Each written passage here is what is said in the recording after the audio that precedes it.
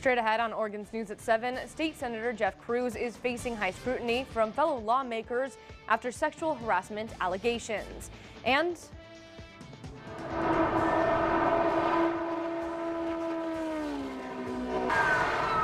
motorcyclist led authorities on an 85-mile high-speed chase down I-5 this afternoon. How officials caught him. Plus, it was National Signing Day for the top high school athletes in the country, which top football recruiters are heading to Eugene. Oregon's News at 7 starts right now.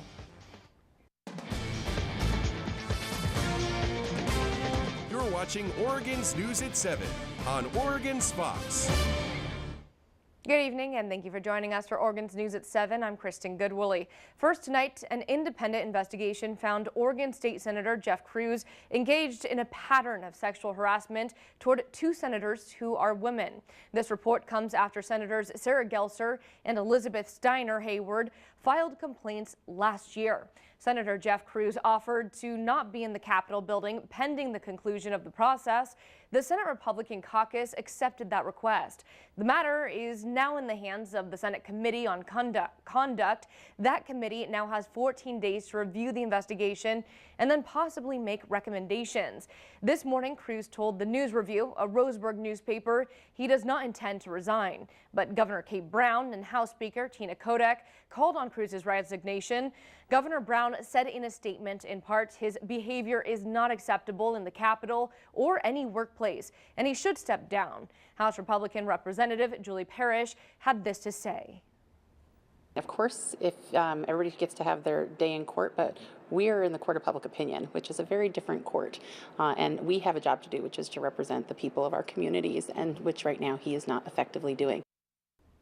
Senator Sarah Gelser wrote on Facebook that she was, quote, shocked and heartbroken to learn the full extent of the abuse young women experienced at the hands of Senator Cruz. The investigation also revealed that Cruz allegedly harassed more women. At least two law students who were assigned to his office and a young lobbyist reported they too were subjected to similar behavior. A high-speed chase from Salem to Cottage Grove ends with a motorcyclist in handcuffs. Oregon State Police say a man from Florida was heading south on I-5 near Salem.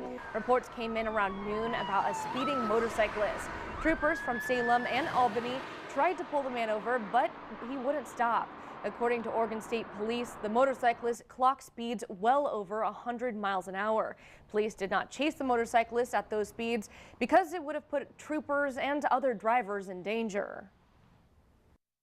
One of our better options is to monitor the on-ramps and off-ramps of I-5, see where the vehicle's going. In this particular case, it's a motorcycle and its fuel tank isn't that big, and eventually they're going to run out of gas. After about 80 miles, the motorcyclist took the Cottage Grove exit where police were waiting for him. Schleicher says the suspect pulled over on his own. The name of the suspect has not been released. A shocking discovery in Polk County as a couple is found dead in their home. They lived on Lakeview Drive Northwest, close to Gellon Creek Road, just outside of Salem city limits. The Polk County Sheriff's Department identified them as 59-year-old Rick Jackals and his wife, 57-year-old Suzanne Jackals. Deputies were called when neither of them showed up to work Monday and Tuesday. Suzanne's son, Ben Bienvenu, says he and his sisters are in shock. They live on the East Coast and say they didn't expect this from the happy couple. Ben Bienvenu, Suzanne's son. It seemed like they were living large, you know, they were enjoying life, you know, I mean, doing things that couples at that age should be doing around that time, you know, seeing the world, traveling, doing nice things. You know, I'm just dumbfounded and baffled, you know. Sheriff Mark Garton won't say how they died, but confirms there's no threat to the public and there's no indication of foul play. Springfield police are warning residents to be on the lookout for a burglar who targets houses in broad daylight. Police say there were two burglaries on Monday. Both happened between 9:45 in the morning and 2 in the afternoon, and they're worried it might happen again. Lieutenant Scott McKee tells us a house in the 4900 block of Daisy Street was targeted, as was a house in the 5000 block of D Street. On Daisy Street, the robber broke into the house while the owner was gone and then stole a chainsaw to use in the burglary. The suspect had found a chainsaw in his shed in the backyard, brought the chainsaw in, and used the chainsaw to cut open his safe.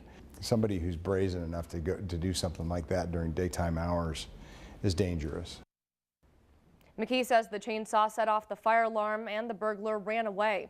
He visited D Street to talk with neighbors. One neighbor, Randy, says he's sick of the burglaries that have happened near his house. Yeah, it's just ridiculous.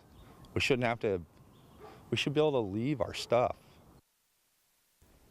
Lieutenant McKee says police don't know what the burglar looks like, but neighbors should watch out for anyone who lurks around neighborhood houses, peering into windows and doors.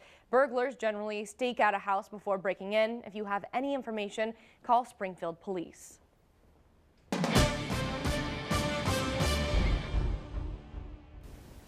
And it's time now for our first look at that forecast. Let's hand it over to meteorologist Travis Knutson to see what's ahead. Travis, it was another beautiful day. Another nice one, and many people out enjoying the sunshine and warm weather we're seeing. Sent me a few wonderful photos we saw. All of these, or these two, from last night's sunset. This one Lori sent me, took it out at Bandon last night. A lot of orange in the sky there, very beautiful picture. This one from Debbie, you can always count on her for a good picture of South Hasita Beach.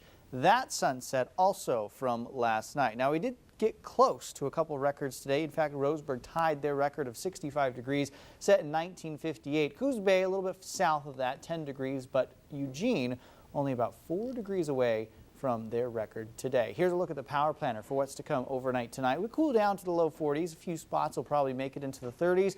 Tomorrow, right around where we were today in that 60-degree range, but that's the last of it. Things start to cool down as we head into the weekend, and there are a few opportunities for some rain in the forecast. I'll tell you when coming up. Kristen? Thanks, Travis. The University of Oregon is seeing the highest number of students it's ever experienced coming in for counseling services. The university is working on a solution, but some students are waiting a few days before they're able to meet with a counselor. Students are much more in tune with their mental health and are willing to seek professional help when they begin to feel anxiety or stress or depression, where maybe at a different point in time students were more reluctant to go into the counseling center. We'll have more on what the university is doing to fill the need for counselors on Oregon's News at 10. And another area many schools are suffering in is funding for the arts, often the first thing to get cut. Last year, the Eugene 4J School District couldn't get the funding for their art residency programs, so 3 local groups decided to pitch in. We all know the core classes required in school: math, science. While programs like STEM are increasing in schools, art programs are fading with a lack of funding. Art is involved in everything. And it's no different for Eugene 4J. We really took a hit last year, so we weren't going to be able to have any artists in residence come this year until we had some pretty amazing donations. Artist residents teach everything from ceramics to performing arts. For Bertha Holt Elementary, they're learning silk dyeing. That's completely transforming the year for these students. That to go an entire year without meaningful arts programming really impacts the students' experience in the school year. This is a Egyptian mythology piece.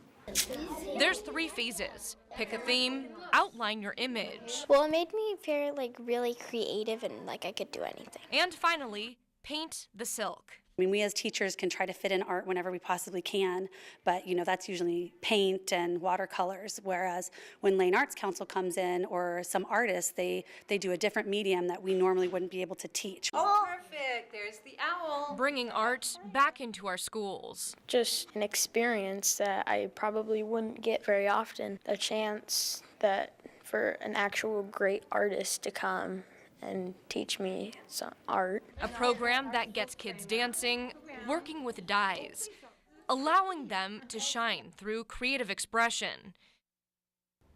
And covering Oregon football, today the top high school football players in the country got the chance to officially choose their next destination to play ball. First-year head coach Mario Cristobal and his staff kept most of the highly touted 2018 Ducks recruiting class. Sports director Sky Muller was at signing day today. Sky, who's coming to Eugene?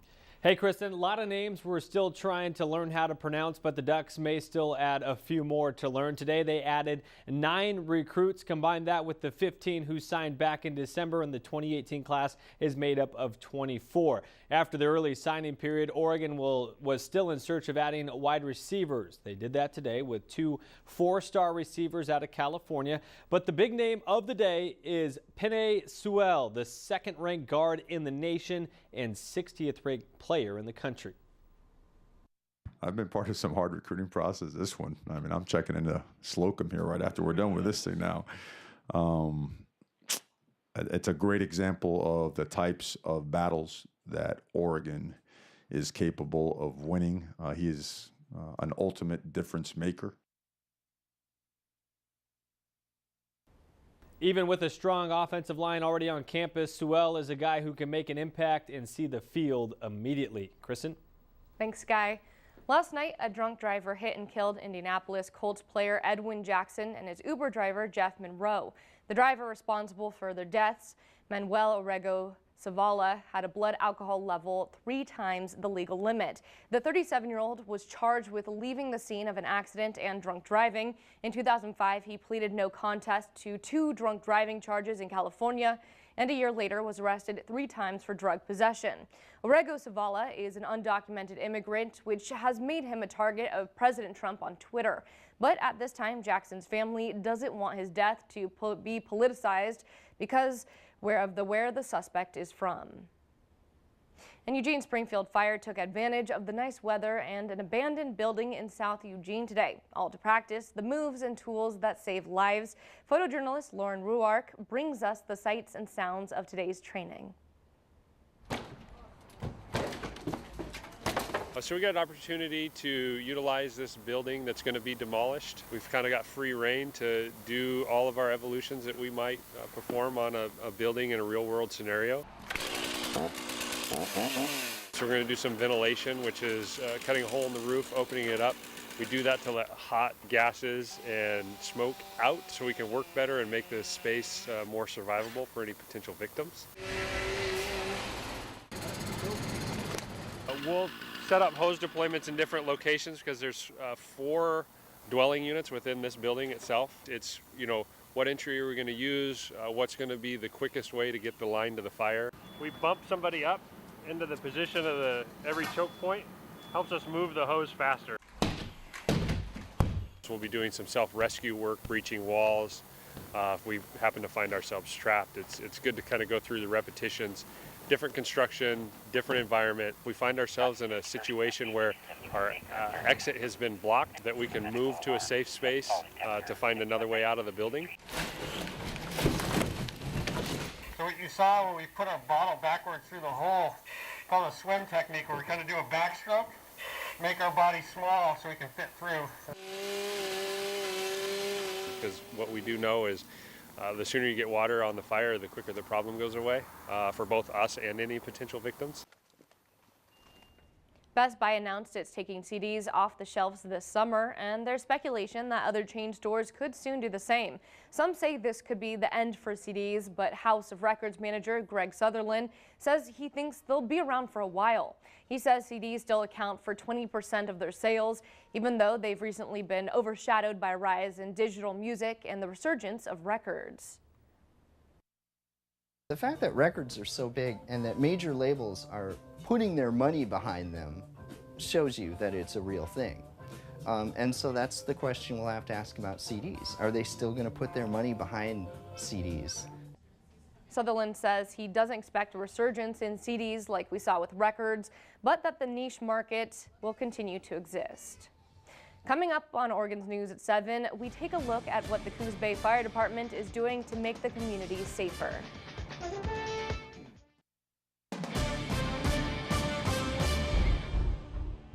Coos County kids are getting some help with their academics. A 4-week program called Help Local Kids Learn is a partnership between the Boys and Girls Clubs and Ross Stores.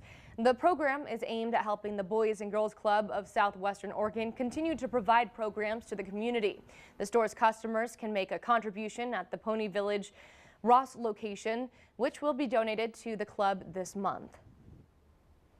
Rouse has partnered with the Boys and Girls Club to provide funding for our Power Hour Making Minutes Count program, and that is an after-school program for 6 to 18-year-olds where they have access to homework help, tutoring, and high-yield learning activities throughout our facilities.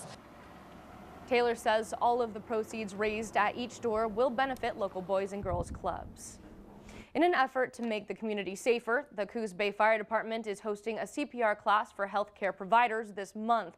The class will be on Tuesday, February 20th from 6 to 10, and organizers say it is intended for anyone 8 years old and up to learn basic life-saving skills. The cost is $50 and certification cards will be issued through the course.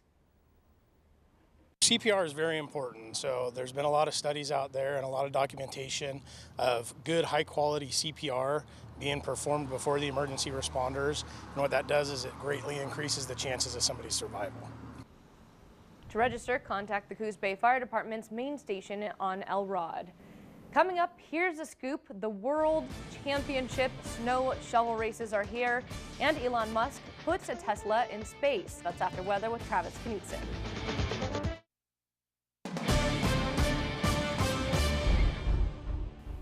A lot of sunshine all across Oregon today with a little bit of some fog to start off our Wednesday for those low valley locations. Those who saw it certainly made note because you can see here looking at our time lapse from earlier today. At the bottom of the valleys, there was that fog, and if you were there, started out looking like a gray day, but as the day progressed, those clouds eventually burned away. This time lapse from about 8:30 this morning till about 9:50 or so. So the sunshine did burn it off. There was some blue skies overhead. Tomorrow, we'll see a return in the morning clouds and fog, but like today, it too will lift away. Outside right now, 46 degrees in Corvallis, 48 in Eugene, Roseburg, a little bit warmer at 53 degrees, the North Bend, Coos Bay area at 52. How those temperatures compare to 24 hours ago? A little bit on the warmer side, 5 degrees warmer right now in Eugene than where we were this time yesterday. Our Thursday, probably the warmest day we'll see before things start to cool down as a storm system moves its way through the Pacific Northwest. Here's a look at that satellite and radar across the Pacific Northwest.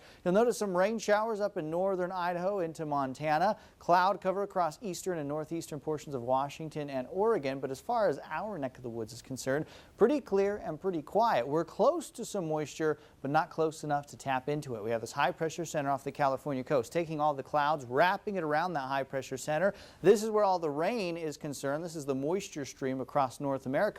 What we are seeing move in is not the cloudy, wet air mass, but instead the warmer, drier air mass. And we've seen this set up all February long so far. Stays with us tomorrow. This high pressure center begins breaking down a little bit as we head into the weekend. We'll see some cooler weather move on in, but we really won't tap into any extra clouds or rain for Saturday and Sunday. The temperatures will fall, but the rain doesn't return. But here's a short-term forecast overnight tonight. This is 10 o'clock, still fairly clear all across western Oregon.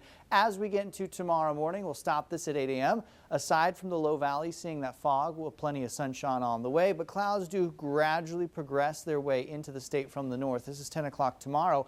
And in fact, Friday should be somewhat on the cloudier side for western Oregon as our temperatures begin to decline. But as far as we see for highs tomorrow, 50s on the way for the coast, 54 in Yachats as well as Florence, 53 in Waldport. The south coast staying dry, plenty of sunshine on the way there. 58 in Bandon, Port Orford at a temperature about 54 degrees tomorrow. Here's a 7-day forecast for the Oregon coast. Nice and dry as we get into the weekend. Maybe a few little sprinkles on Monday with a cool down there to 48 degrees. But at this point, that's the only opportunity for rain on the way. The Umpqua Valley, 60s on the way tomorrow. 62 in Roseburg, Sutherland, right around 61 degrees. The Umpqua Valley facing some sunshine on the way for the weekend, though temperatures not as warm. 52 on Saturday, Sunday at 53. Minor chance of rain as we get into Monday. Now here's the Willamette Valley forecast. A little bit of some fog to start off the day, just like I showed you in that time lapse, but it's pretty inconsequential. We'll see some sunshine fairly quick. Highs right around that 60-degree mark. Crestwell at about 60 degrees. Eugene Springfield right around 60. Here's a look at the 7-day forecast. Friday, partly cloudy skies as we see some cooler weather return to the region. Low 50s for the weekend, overnight temperatures in the lower 30s, which is quite a bit of a turnaround from where we've been the past couple of days. But this weekend is essentially average as far as temperatures are concerned, but still unaverage in the fact that there's no real rain on the way. I'm enjoying it. I've got to say, I'm enjoying it. It was nice today. You know, I imagine lots of people just sort of opening up the windows, getting sort of the spring, even though it's still winter, sort of air moving on in. But I have a feeling that at some point in the next week or two, we'll see winter return. Yeah, can you imagine? After that, 3 months of just rain, like downfall. I don't know if that will be what happens, but it could always be a possibility. Well, thanks, Travis. Take a look at this. Do you feel the need for speed? Well, if you do, you can throw out your car keys and get out your snow shovels. Jeremy Roth explains. With the 2018 Winter Olympics looming, athletes of a different kind gathered in New Mexico. Behold, the annual Angel Fire Resort World Championship shovel races. Here's the scoop. Racers of all ages compete by sitting on a standard aluminum snow shovel. They get 2 shots at clocking the fastest time down the mountain. Top speeds regularly exceed 70 miles an hour. According to the resort, shovel races began in the 1970s. Lift operators would ride their shovels down the mountain at the end of their shift. Organized races have been held at the resort for over 39 years. Hey, maybe when they're done, they can send some of those shovels to Paris because the city shut down because of heavy snowfall. The Eiffel Tower shuttered its doors to tourists as images on the attraction's Twitter account show the city blanketed with snow. Residents are literally skiing through the city streets. Well, the world's most powerful modern rocket, the Falcon Heavy, took flight from Kennedy Space Center in Florida. It was built by SpaceX, headed by billionaire Tesla CEO Elon Musk. Speaking of Tesla, yeah, now there's a Tesla in space. Musk put a cherry red Tesla Roadster into orbit around the sun with a dummy driver and a David Bowie song along for the ride. Talk about a space oddity. For Take a Look at This, I'm Jeremy Roth. Talk about a PR move, that one. I'm totally okay with aliens being like, oh, Bowie. Yeah. Yeah, that's not too bad. I'm okay with that. Yeah. Well, next on Oregon's News, usually kids are excited when it comes to playing in the snow, even dinosaurs too. This creature's exciting adventure next. It's a British invasion at the Holt Center with Beatles vs. Stones next Saturday, February 17th, as tribute bands Abbey Road and Satisfaction face off in a high-energy musical showdown. Oregon's Fox has your chance to win tickets to the show. 5 lucky viewers will each win a pair of tickets. Just go to OregonsFox.com to sign up, and we'll announce those winners on Friday. Several mechanical dinosaurs arose with a thick coat of snow at the Dinosaur Museum in Japan. Footage shows several of the museum's dinosaurs appearing to groan at the snow. Heavy snowfall in central Japan brought road traffic to a standstill on Tuesday. Snow reached 54 inches, 200 miles west of Tokyo, and it is the heaviest snowfall in nearly 4 decades in the region. Wow. Poor dinosaurs. I mean, that's still pretty impressive dinosaurs. Although I always wonder, like, you know, we have the Jurassic Park dinosaurs, but then you have the archaeologists like, well, they had feathers and things like that. And so you never really can quite get the image just right, I guess, until we invent time machines and go back and look for ourselves. I thought the feathers was a new thing, right? I think so. Yeah. Thanks for joining us. We'll see you back here at 10. Have a good night.